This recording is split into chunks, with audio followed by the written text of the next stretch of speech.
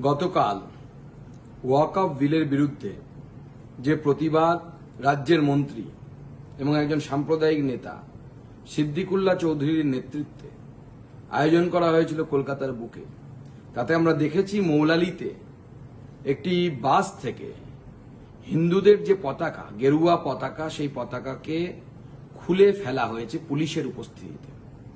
মমতা বন্দ্যোপাধ্যায় অত্যন্ত খুশি হয়েছেন এই জমায়েত দেখে।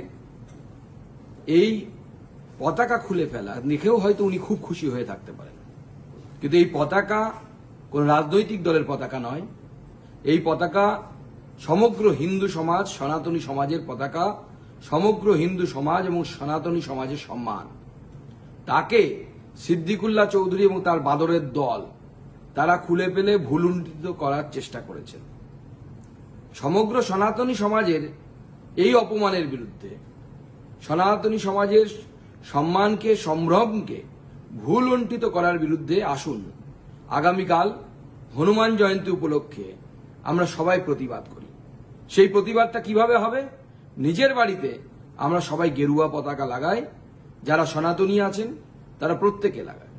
আমি আমার নিজের বাড়িতে লাগাবো এবং সকালবেলা লাগিয়ে, গেরুয়া পতাকা লাগিয়ে সেই ছবি আমি সোশ্যাল মিডিয়ায় দেব। আপনারাও নিজের বাড়িতে গেরুয়া পতাকা লাগান।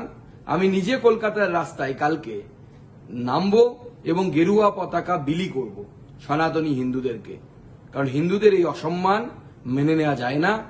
সমগ্র বাংলা ফুটছে, সবাই প্রতিবাদ জানান, নিজের বাড়িতে গেরুয়া ঝান্ডা লাগান।